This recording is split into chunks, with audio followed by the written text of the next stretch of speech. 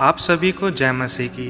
मैं उम्मीद करता हूँ परमेश्वर की दया से आप सभी कोई अच्छे होंगे, भले होंगे और परमेश्वर में काफ़ी ज़्यादा आनंदित होंगे। मेरे प्रियो, यीशु की बातें स्टोरीज यूट्यूब चैनल में आप सभी का स्वागत है। तो मेरे प्रियो, आज की इस वीडियो में हम बाइबल से पौलुस और सिलास जब बंदी गृह में बंद कर दिए गए थे उस विषय में हम बाइबल से सीखेंगे, जानेंगे और पढ़ेंगे।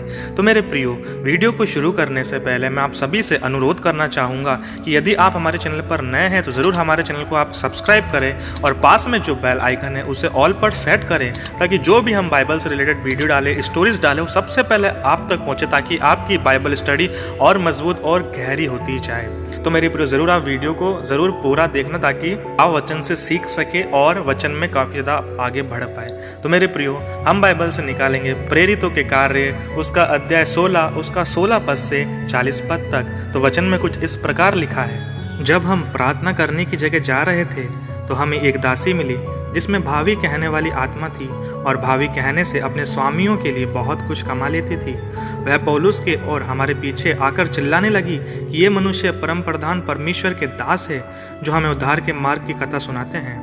वह बहुत दिन तक ऐसा ही करती रही, परंतु पौलुस दुखी हुआ और मुंह फेर कर उस आत्मा से कहा, मैं तुझे यीशु मसीह के नाम से आज्ञा देता हूँ कि उसमें से निकल जा। और वे उसी घड़ी निकल गई। जब उसके स्वामियों ने देखा कि हमारी कमाई की आशा जाती रही तो पौलुस और सिलास को पकड़कर चौक में प्रधानों के पास खींच ले गए और उन्हें फौजदारी के हाकिमों के पास ले जाकर कहा, ये लोग जो यहूदी हैं हमारे नगर में बड़ी हलचल मचा रहे हैं और ऐसे व्यवहार बता रहे हैं जिन्हें ग्रहण करना या मानना हम रोमियों के लिए ठीक नहीं।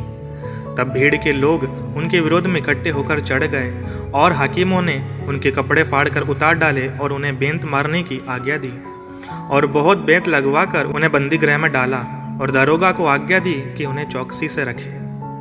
उसने ऐसी आज्ञा पाकर उन्हें भीतर की कोठरी में रखा और उनके पांव काठ में ठोक दिए।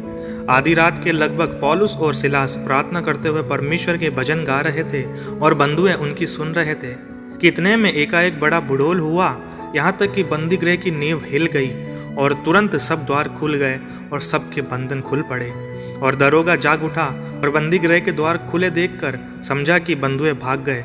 सो उसने तलवार खींचकर अपने आप को मार डालना चाहा, परंतु पौलुस ने ऊंचे शब्द से पुकार कर कहा, अपने आप को कुछ हानि ना पहुंचा, क्योंकि हम सब यहाँ हैं। तब वह दिया मंगवाकर भीतर लपक गया और कांपता हुआ पौलुस और सिलास के आगे गिरा और उन्हें बाहर लाकर कहा, हे साहिबो, उद्धार पाने के लिए मैं क्या करूं? उन्होंने कहा, प्रभु यीशु मसीह पर विश्वास कर तो तू और तेरा घराना उद्धार पाएगा। और उन्होंने उसको और उसके सारे घर के लोगों को प्रभु का वचन सुनाया। और रात को उसी घड़ी उसने उन्हें ले जाकर उनके पांव धोए और उसने अपने सब लोगों समेत तुरंत बपतिस्मा लिया।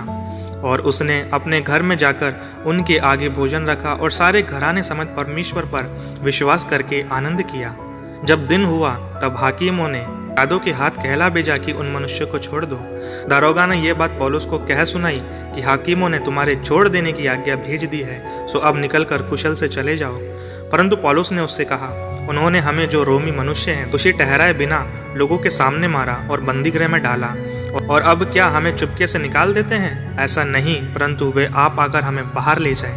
यादों ने यह बात हाकिमों से कह दी और वे सुनकर कि वे रोमी हैं डर गए और आकर उन्हें मनाया और बाहर ले जाकर विनती की कि नगर से चले जाएं। वे बंदी गृह से निकलकर लुदिया के यहाँ गए और भाइयों से भेंट करके उन्हें शांति दी और चले गए। आमीन। तो मेरे प्रियो, एक बार हम सोचते हैं कि यदि पौलुस और सिलास की जगह हम होते तो उस जगह हम क्या करते? क्या हम परमेश्वर से प्रार्थना करते? क्या हम परमेश्वर की आराधना करते? नहीं मेरे प्रियो, हम वहाँ पर परमेश्वर को ब्लेम करते।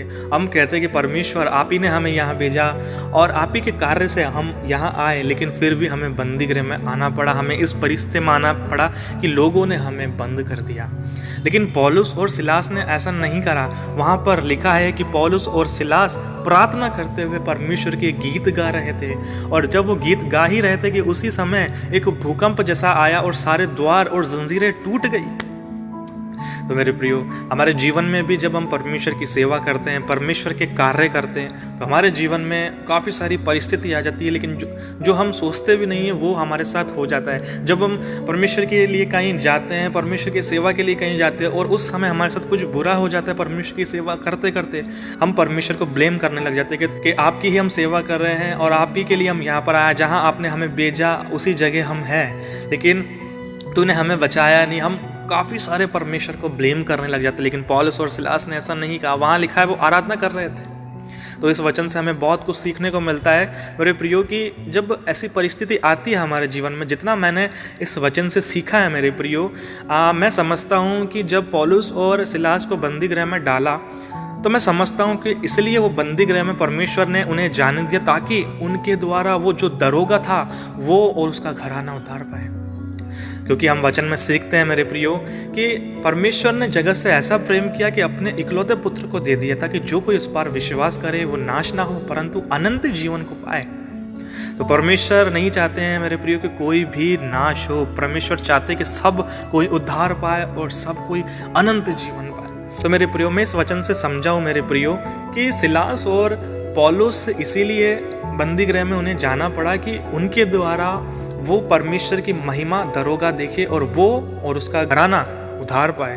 वचन में लिखा है कि उन्होंने तुरंत बपतिस्मा लिया और उन्होंने उद्धार पाया और परमेश्वर पर विश्वास किया। तो मेरे प्रियो, ज़रूर आप कमेंट में बताना कि आपने इस वचन से क्या सीखा और आपको क्या लगता है कि पौलुस और सिलास क्यों बंदी गृह में गए। तो इस वचन से हम सीखते हैं मेरे प्रियो कि जब ऐसी परिस्थिति आए तो हमें नेगेटिव नहीं होना। पौलुस ने क्या किया, सिलास ने क्या किया, वहाँ पर परमेश्वर के गीत गाए। हमें सिर्फ मांगने के लिए प्रार्थना नहीं करना है, हमें साथ में आराधना करना है, क्योंकि प्रार्थना से हम परमेश्वर से मांगते हैं और आराधना में हम परमेश्वर को देते हैं। क्योंकि परमेश्वर हमेशा खोजते रहते हैं पृथ्वी पर कौन सच्चाई से मन से परमेश्वर की आराधना करता है। तो वहाँ पे लिखा है कि वो आराधना कर रहे थे और उसी समय एक भूकंप बुडोल आया और वो सारी जंजीरें टूट गई। तो मेरे प्रियो, हमारे जीवन में भी काफ़ी सारी परिस्थिति आती है परमेश्वर की सेवा करते वक्त, तो हमें घबराना नहीं है और सबसे बड़ी बात, हमें परमेश्वर का भी ब्लेम नहीं करना, क्योंकि परमेश्वर हमारी सोच से बढ़कर कार्य करने वाला परमेश्वर है। जो दानियल को शेरों की मांद में से निकाल ला सकता है, तो वो आपकी और मेरी परिस्थितियों में से हमें निकालने में क्या सामर्थ्य नहीं है? वो सामर्थ्य है और वो बहुत ज़्यादा सामर्थ्य है मेरे प्रियो। जो शद्रक, मेशक और अबेदनको को आग में से निकाल के लेकर आया, वो हमें हमारी परिस्थितियों में से निकालने के लिए काफ़ी है। तो हमें कभी भी परमेश्वर को ब्लेम नहीं करना और कभी भी जब हमारे जीवन में परमेश्वर की सेवकाई करते हुए कुछ मुसीबत आती है, कुछ परिस्थिति में गिर जाते, तो हमें उस समय परमेश्वर को ब्लेम नहीं करना, वरन आनंद के साथ आत्मा से आराधना करना, क्योंकि परमेश्वर जो कुछ करते हैं अपनी महिमा के लिए करते हैं। जिस रूप पौलुस और सिलास उस बंदी गृह में गए और उनके बंदी गृह में जाने से वो दरोगा और उसका पूरा घराना परमेश्वर से उद्धार पाया, विश्वास किया और बपतिस्मा लिया। तो हमें भी परमेश्वर पे ऐसे ही विश्वास करना है और हमेशा परमेश्वर की आराधना करते रहना चाहिए। तो मेरे प्रियो, मैं विश्वास करता हूँ इस वचन से आपने काफ़ी ज़्यादा सीखा होगा और मनन करा होगा। इस वचन को आप अपने जीवन में रख छोड़े हैं, मैं विश्वास करता हूँ मेरे प्रियो।